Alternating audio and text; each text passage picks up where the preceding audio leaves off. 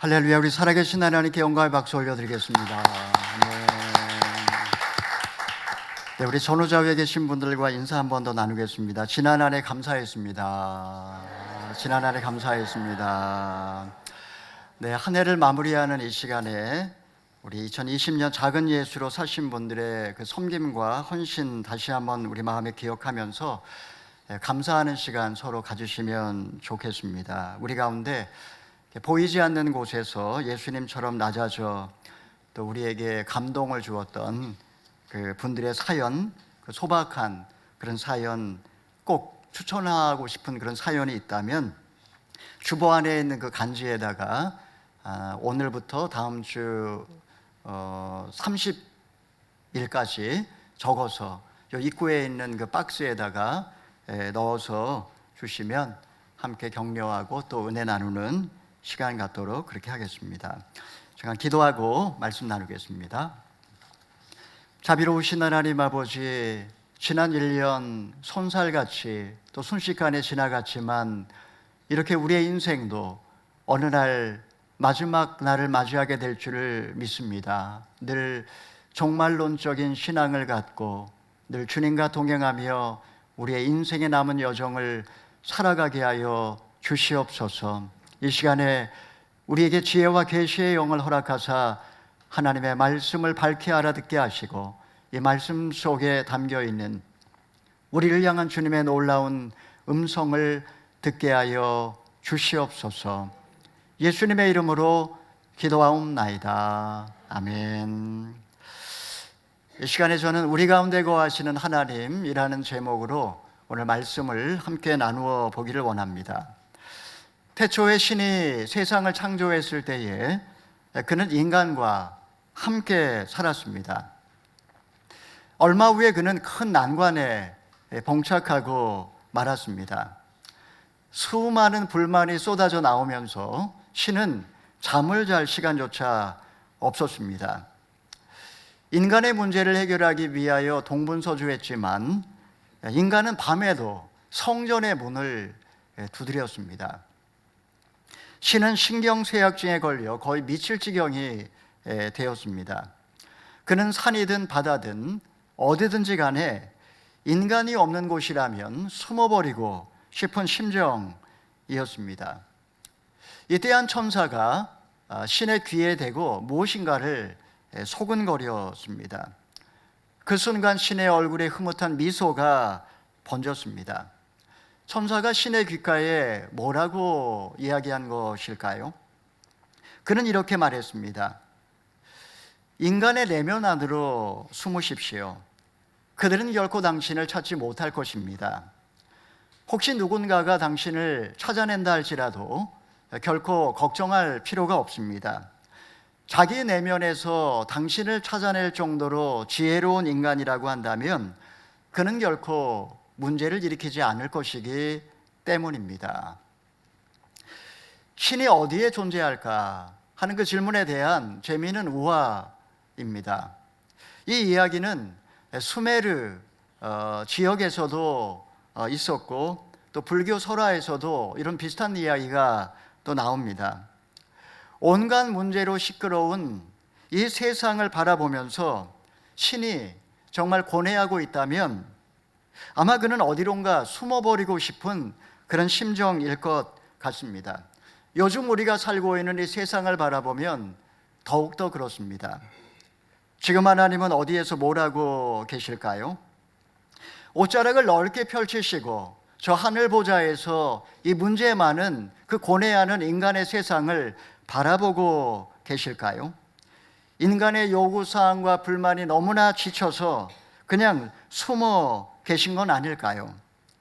이 시간에 우리는 결코 일생 잊을 수 없는 2020년 마지막 주일 예배를 보내면서 하나님이 지금 어디에 계시는지에 관해서 여러분과 함께 말씀을 나누어 보고자 합니다. 첫째는 하나님은 에덴 동산에 계셨습니다. 우리 창세기 3장 8절의 말씀을 읽어보겠습니다. 서늘한 바람이 부는 그날 동산을 거니시는 여호와 하나님의 소리를 듣고 아담과 그의 아내가 여호와의 낯을 피해 동산의 나무 사이로 숨었습니다. 태초에 하나님은 자신이 만든 피조 세계에 들어오셔서 마치 인간처럼 서늘한 바람을 맞으시며 거닐고 계셨다라고 성경의 저자는 이야기하고 있습니다. 바로 이것이 하나님이 세상을 창조하신 목적이었습니다.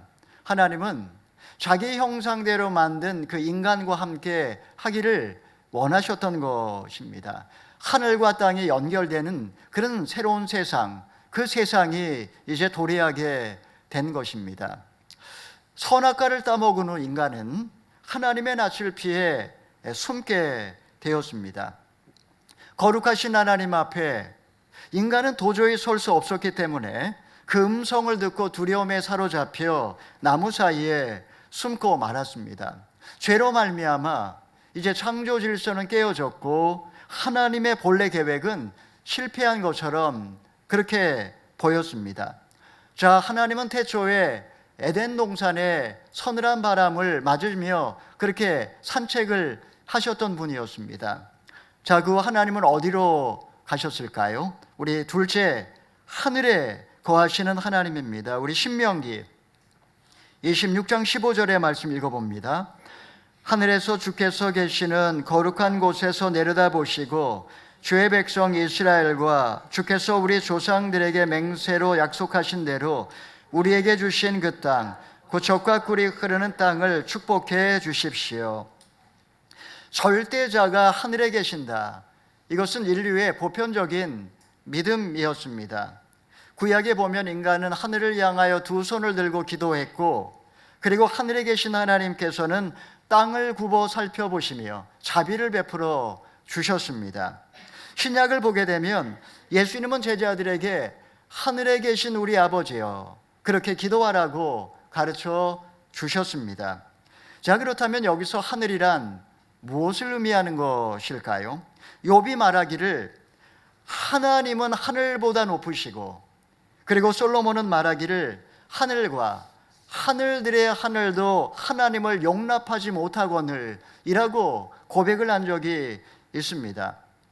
그렇다면 하늘이 단지 저 창공이나 우주 공간을 의미하는 것이 아니라는 사실을 우리가 금방 알 수가 있습니다. 그렇다면 여기서 하늘이란 무엇일까요?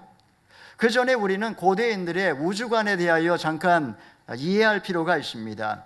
이집트인들이 생각할 때 하늘은 땅으로부터 아주 멀리 떨어져 있는 그런 거대한 세상을 덮고 있는 큰 그릇과 같다라고 그렇게 생각을 했습니다. 그 그릇 벽에는 많은 별들이 새겨져 있고 태양신과 달의 신이 매일 배를 타고 동해에서 서로 그렇게 항해를 한다라고 고대인들은 생각을 했습니다. 그들이 볼 때 이 하늘은 인간이 도저히 도달할 수 없는 신비롭고 무한한 세계를 말하는 것입니다. 그곳에서 신은 햇볕을 비춰주시고 비를 내려주시고 천둥과 번개를 발하시는 그런 절대자로서 존재하고 계신다라고 믿었습니다. 자, 이렇게 하늘을 바라보면서 인간은 하늘이란 하나님이 거하시는 집이라고 그렇게 생각을 했던 것입니다. 한마디로 말하면 하늘은 하나님이 거하시는 집을 상징을 합니다. 물론 하나님이 창공에 거하시거나 다른 행성이나 우주의 어떤 일정한 장소에 머무시는 분은 분명 아니십니다. 조물주는 자신이 창조한 피조 세계를 초월해서 시간과 공간을 밖에 존재하는 그 무한하고 절대적인 그런 하나님이시기 때문입니다. 자, 하나님이 하늘에 거하십니다. 자, 그 하나님은 어디에 거하셨는지 우리 세 번째로 하나님의 산에 내려오시는 하나님입니다. 우리 출애굽기 24장 16절의 말씀을 읽어보겠습니다. 여호와의 영광이 시내산 위에 있었습니다. 그 구름은 6일 동안 산을 덮고 있었습니다. 그리고 7일째 되는 날에 여호와께서 구름 속에서 모세를 부르셨습니다. 하나님이 이스라엘과 피의 언약을 맺으신 후에 하나님께서 모세에게 하나님의 산으로 올라오라고 그렇게 명령을 하셨습니다. 그때 하나님의 영광이 산 위에 머물러 있었고 산을 둘러싼 구름이 온 산을 뒤덮고 있었습니다. 이때 구름 속에서 하나님의 신비로운 음성이 모세의 귓가에 들렸습니다. 자, 일반적으로 산은 무엇을 의미하는 것일까? 산은 세상의 중심을 상징합니다. 그것은 마치 왕관처럼 생겼고, 그리고 그곳으로부터 흘러내려오는 물은 세상을 풍요롭게 만드는 생명의 근원이 되었습니다.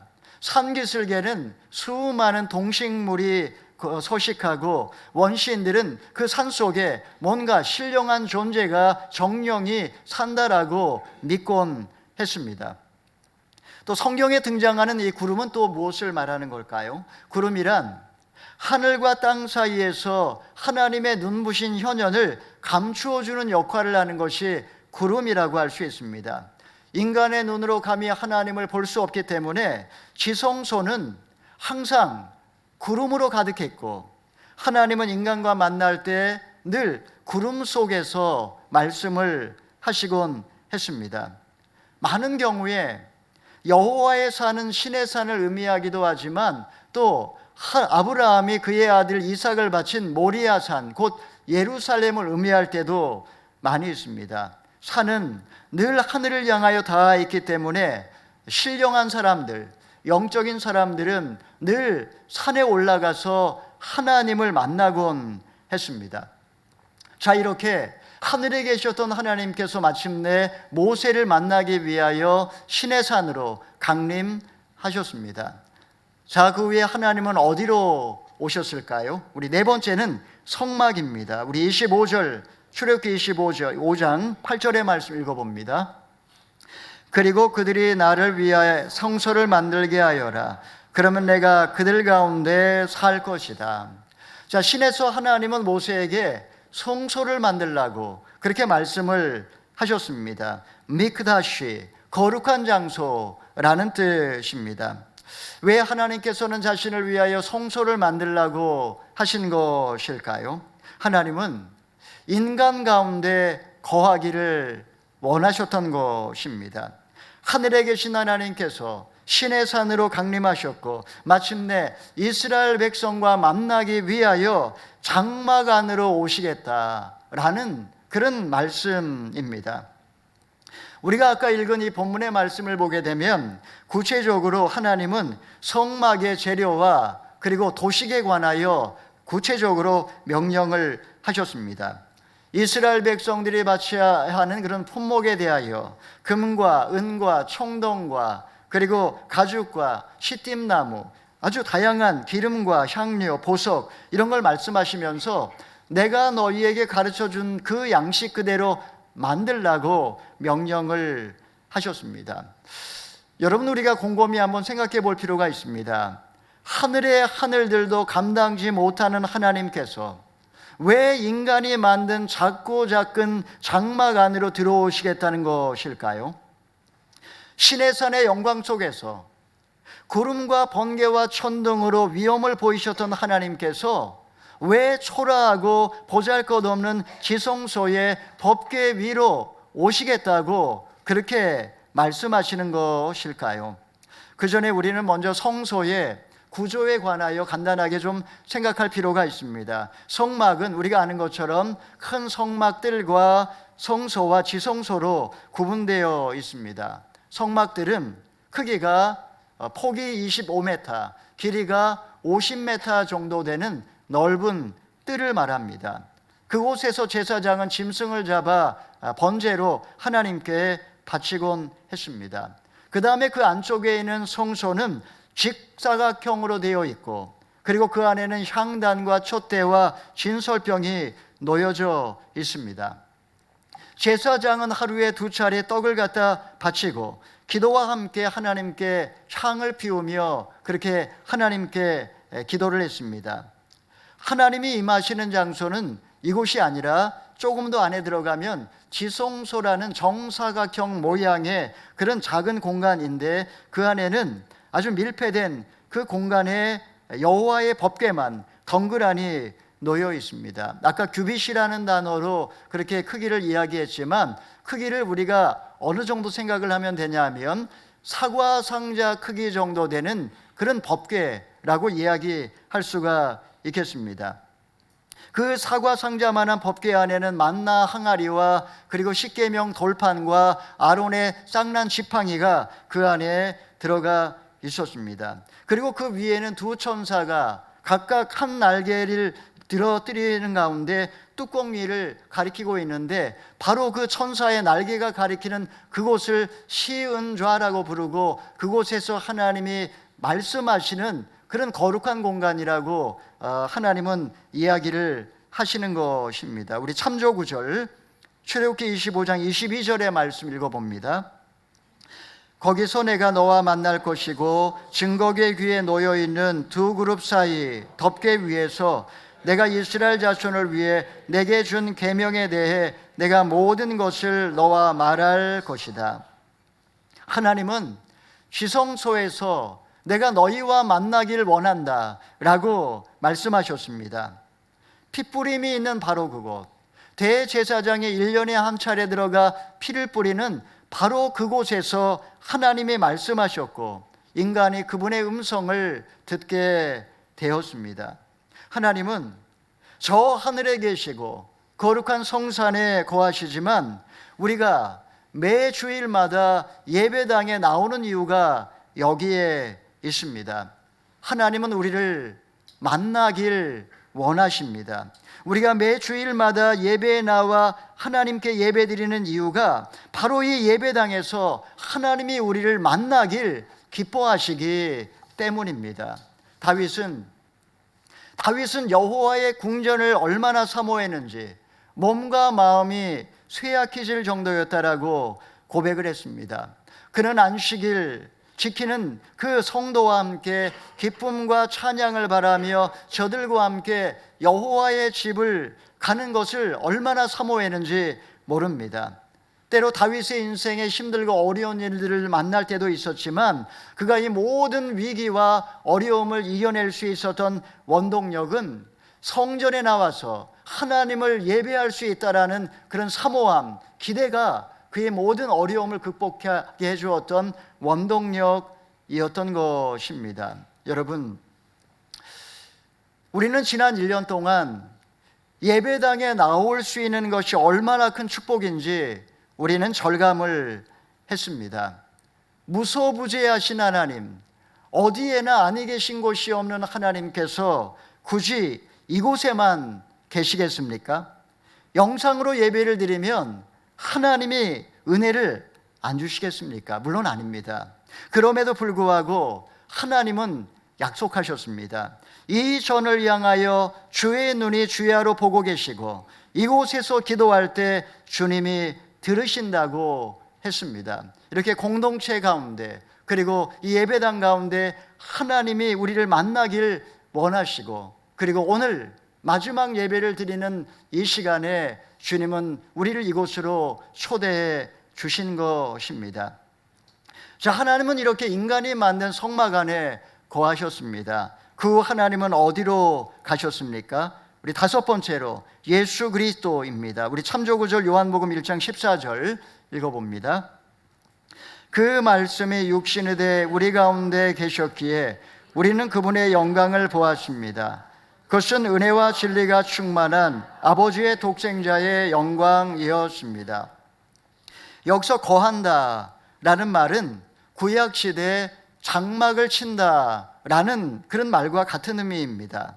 3500년 전 하나님께서 장막을 치시고 이스라엘 가운데 거하셨다면 2000년 전 성탄절 은혜와 진리로 충만하신 하나님의 본체이신 예수님께서 육신의 장막을 입으시고 한아기로 이 세상에 오셨다라는 말입니다.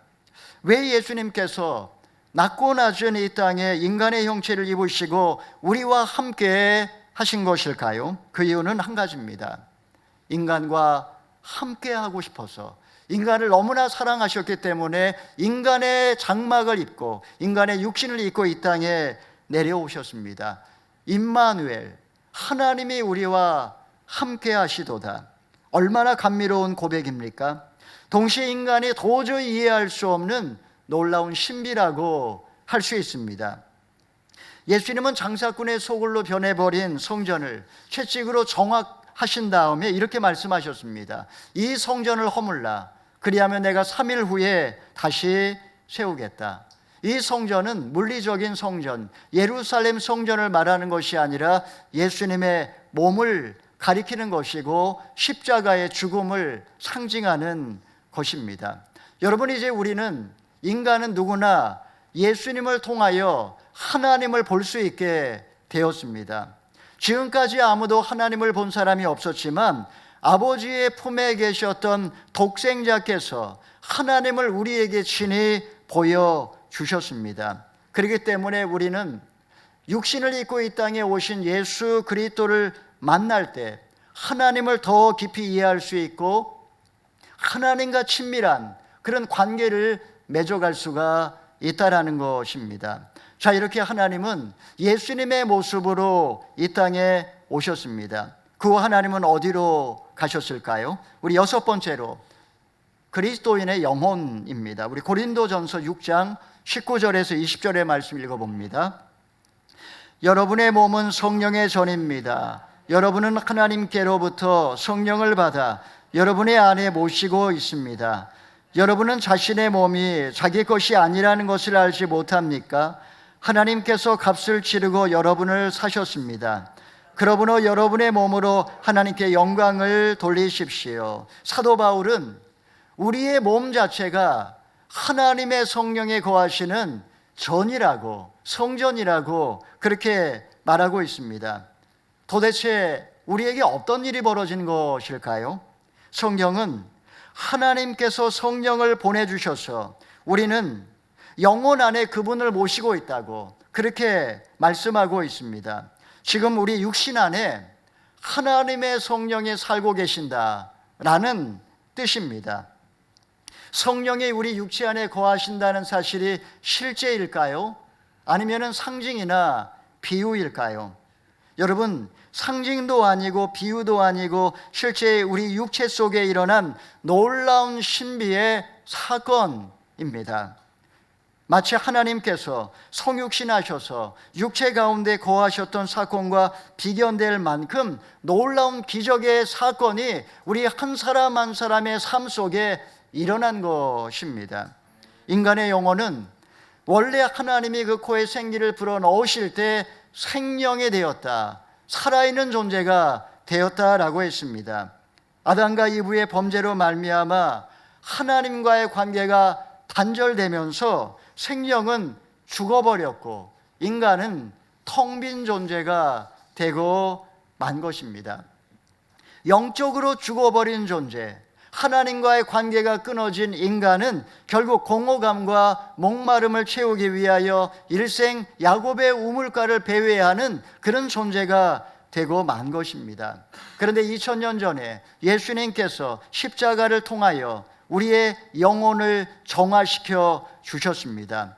그리고 예수님이 약속하신 대로 성령을 이 세상에 보내주셨고 그 성령이 주를 믿는 모든 영혼들 가장 깊은 심저에 임재하셨습니다. 그분은 하나님과 동일 본체로서 호흡보다 더 가까이 가장 깊은 내밀한 곳에 지금 나와 함께하고 계십니다. 여러분, 그분은 그냥 머물러만 계실까요? 그렇지 않습니다. 우리 로마서 8장 11절의 말씀 읽어봅니다.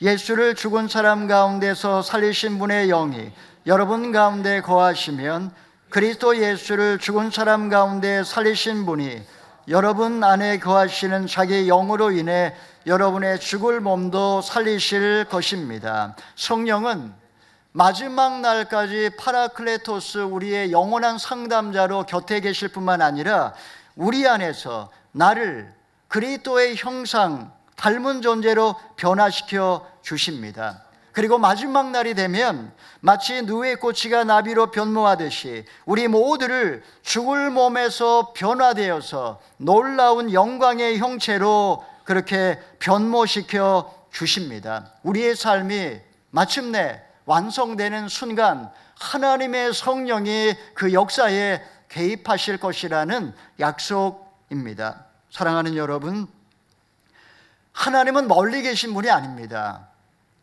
그분은 하늘에 좌정하시고 신의 산에 강림하시고 성막에 임재하시고 그리스도의 모습으로 오셨지만, 그러나 지금 그분은 나의 가장 깊은 영혼의 심저, 존재의 근원에 그분은 와서 머물러 계십니다. 그분의 임재는 호흡보다 더 가까이 계십니다. 내 앞에 계신 하나님, 내 옆에 계신 하나님, 내 안에 계신 하나님, 바로 그분이 내 속에서 능력으로 역사하시는 성령이십니다. 이제 우리는 어린 양의 보혈을 의지하고 거룩한 손을 들고 그 앞에 나아가 날마다 예배드릴 수 있게 되었다라는 사실.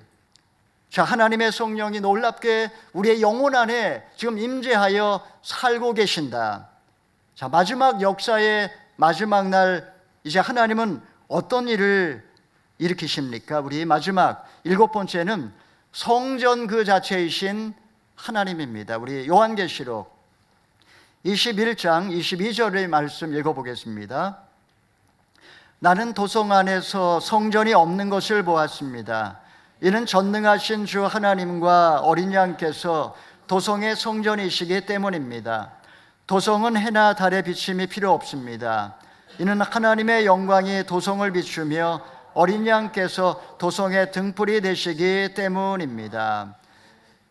역사의 종말의 때에 이루어지게 될 진정한 성전의 모습을 지금 오늘 본문은 요한계시록을 통해 보여주고 있습니다. 사도 요한이 환상 가운데 보니 하늘에서 천국이 내려오고 있었습니다. 그런데 놀랍게도 거기에는 성전이 없다라는 사실을 발견하게 되었습니다. 만물이 새롭게 되고 역사가 완성되는 순간 하나님과 어린 양 그리스도께서 우리가 거할 영원한 성전이 되어주실 거라고 그렇게 요한은 이야기하고 있습니다. 태초에 동산 가운데 거니셨던 하나님은 죄를 범한 인간을 떠나셨다가 하늘에서, 신의 산에서, 성막에서, 예루살렘 성전에서 거하셨습니다. 그 후 2000년 전에 그리스도의 모습으로 이 세상에 오셨다가 오늘날은 성령을 통해 지금 우리 한 사람 한 사람, 우리 공동체 또 한 사람 한 사람 영혼 심저에 머물러 계십니다. 그리고 그날이 되면 우리는 완전한 사랑 가운데 원래 계획된 대로 완성될 것이고 성전 대신 그리스도와 하나님 안에서 영생하게 될 것입니다. 사랑하는 여러분, 이것이 하나님의 희망 속에 있는 우리의 미래의 모습인 줄 믿으시기를 바랍니다. 하나님은 어디에 거하실까요? 과거 이집트에서 종살이하던 히브리인을 광야로 이끌어내셨던 하나님은 그들을 거룩한 신부로 삼으셔서 죄 많은 백성 가운데 친히 성막 안에 거하셨습니다. 그 이유는 오직 한 가지입니다. 나는 너희의 하나님이 되리라. 나는 너희의 하나님이 되기를 원한다. 이것이 오늘 주님께서 우리에게 들려주시는 음성이기도 합니다. 주님은 우리 가운데 거하기 원하시고 우리 한 사람 한 사람 안에 머물기를 원하십니다. 매일의 삶 속에서 호흡보다 더 가까이 계신 그 주님은 날마다 우리 안에 머물며 우리와 동행하며 살기를 원하십니다. 사랑하는 성도 여러분, 하나님은 어디에서 뭘 하고 계실까? 우리는 종종 그런 질문을 던지곤 합니다. 하나님은 지금 고난의 현장에서 나와 함께 하십니다. 한 해 마지막 주일 예배를 드리는 이 시간, 장차 우리에게 일어날 그 놀라운 비전을 기대하면서 어린 양의 보혈로 매일 그분의 지성소로 나아가 일생 하나님을 경배하고 섬기는 저와 여러분 모두 다 되시기를 주님의 이름으로 축원합니다. 아멘. 이 시간에 기도하기 전에 함께 찬양하기 원합니다. 들어오라 지성소로 오라, 어린 양의 보혈로서 찬양하며 주님 앞에 나와 보좌 앞에 경배하세. 왕의 왕 주께 거룩한 손 들고 경배해 주님께, 경배해 주님께. 우리 가사의 내용을 생각하며 오늘 주신 말씀을 마음에 새기며 함께 고백하겠습니다.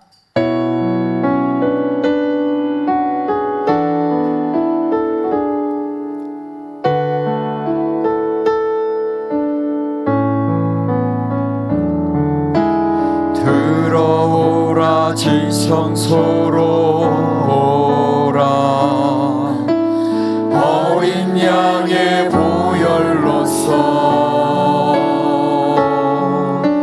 찬양하며 주님 앞에 나와 보좌 앞에 경배하세. 들어오라 지성소로 오라 어린 양의 보혈로서 찬양하며 주님 앞에 나와 보좌 앞에 경배하세. 왕의 왕 주께 거룩한 손 들고 경배해.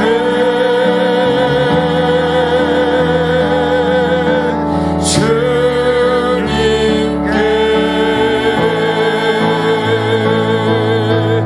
경배해.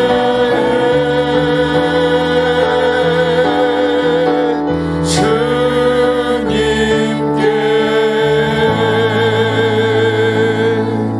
여러분,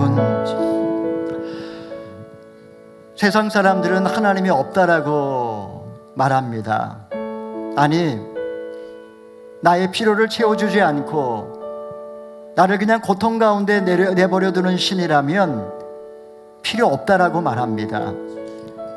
그러면서 상처 입은 짐승처럼 처절하게 울부짖으며 살아갑니다. 코로나로 힘겨웠던 지난 1년, 하나님은 이런 세상을 바라보며 무슨 생각을 하셨을까요? 주님은 멀리 계시지 않습니다. 주님은 나를 그냥 버려두지 않으십니다. 내 영혼 가장 깊은 곳에 와 계신 주님은 고난의 삶의 현장에서 나와 함께 하시며 나와 함께 아파하시며 그리고 나를 위하여 기도하고 계십니다. 이 시간에 시선을 하나님에게 고정하고 나의 거룩한 손을 들어 남은 인생 주님과 동행하며 주님만을 경배하며 살아가게 하여 주시옵소서. 우리 한 해를 마치면서 하나님 앞에 다시 한번 결단하며 주여 한번 외치고 기도하겠습니다. 주여, 왕의 왕 주께 이 시간에 주님 앞에 있는 모습 그대로 거룩한 손 들고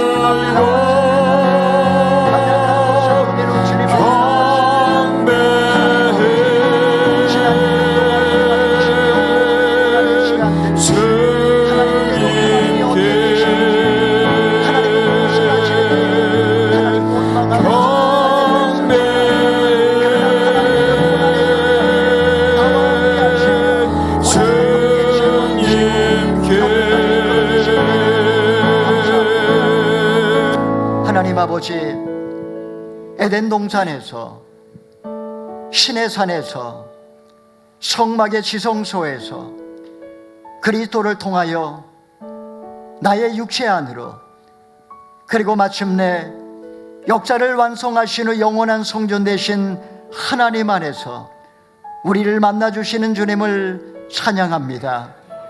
주님, 매일 매순간 어린 양 보혈을 의지하고 지성소로 들어가 왕의 왕께 경배하며 엎드려 절하게 하여 주시옵소서. 주님, 이곳 예배당에 나와 예배드리는 것이 얼마나 큰 축복인지요. 날마다 이곳에서 하나님의 임재를 경험하게 하여 주시옵소서. 우리로 호흡보다 더 가까이 계신 하나님과 동행하게 하여 주시고 마지막 날 역사의 완성, 내 인생의 죽음의 때에 주님 그 주님의 놀라운 영광을 우리도 맛보게 하여 주시옵소서. 예수님의 이름으로 기도하옵나이다. 아멘.